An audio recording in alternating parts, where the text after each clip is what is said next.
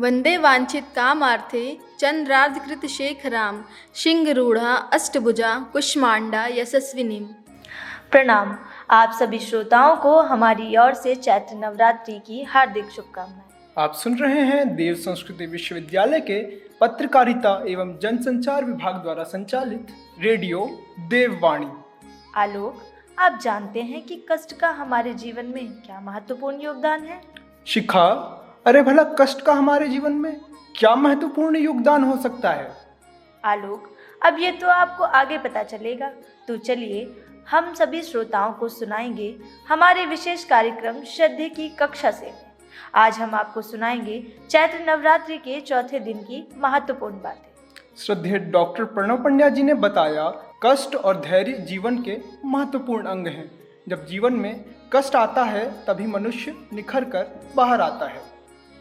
इस विशेष कक्षा की शुरुआत एक प्रज्ञा गीत के साथ हुई, जिसे शांति कुंज के संगीत विभाग द्वारा लयबद्ध किया गया है, जिसके बोल कुछ इस प्रकार हैं। मंत्र जाप मम दृढ़ विश्वासा पंचम भजन सुवेद प्रकाशा छठ दम शील विरत बहु कर्मा निरत निरंतर सज्जन।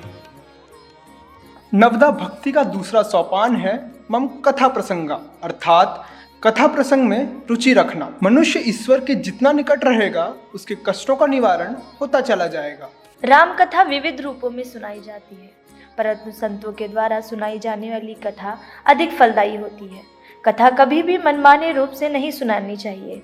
इस विषय पर चर्चा करते हुए श्रद्धेय कहते हैं, कुछ समय जब ये कहते हैं कि राम कथा विविध रूपों में कही जाती है, उसके अनंत रूप हैं, तो उसका अर्थ ये नहीं कि राम कथा मनमाने रूप से कही जाती है। हम जैसा चाहें वैसे उसको चाट बना करके तरह तरह की चीज़ें जोड़ करके मिर्च लगा करके तड़का लगा करके हम उसको सुनाएं लोगों को। नहीं, आपको नहीं करना है। ये काम ऑलरेडी हो चुका है। आप तो क्या करिए कि मनमाने रूप में नहीं, संतों के द्वारा विविध रूपों में कही जाने वाली भगवत कथा कल्याणकारी होती है। संत व्यक्ति इस कथा को कहने के अधिकारी हैं। जो अधिकारी हैं वही कहते हैं। शिखा, आखिर कथावाचक संत किसे कह सकते हैं? आलोक, वही संत श्रेष्ठ कथावाचक है जो कि कथा के नाम पर अपनी व्याख्या नहीं करता। पवन पुत्र हनुमान को श्रेष्ठ कथावाचक का उदाहरण देकर श्रद्धेय ने बताया, हनुमान जी ने पूरी राम कथा उनको सुना दी थी। यही संतों का कार्य है। राम कथा के नाम पर अपनी कथा सुनाने वाला आदमी कथावाचक नहीं है। राम कथा के नाम पर अपनी कथा सुनाते हैं लोग वाकई, तो वही संत कथावाचक है, श्रेष्ठ कथावाचक है, जो राम कथा के माध्यम से अपने अहम की व्याख्या नहीं करता, अहम नहीं सुनाता। विभीषण जी पूछ रहे हैं, महाराज अपनी कथा सुनाइए।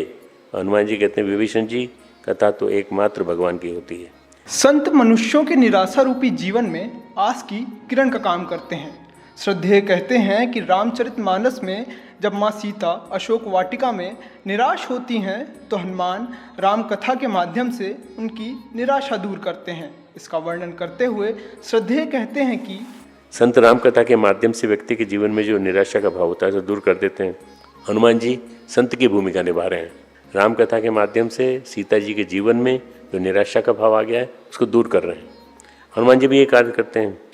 रामचंद्र गुण बरनई लागा, और ऐसी सुंदर कथा सुनाते हैं कि सुनते ही सीता कर दुख भागा।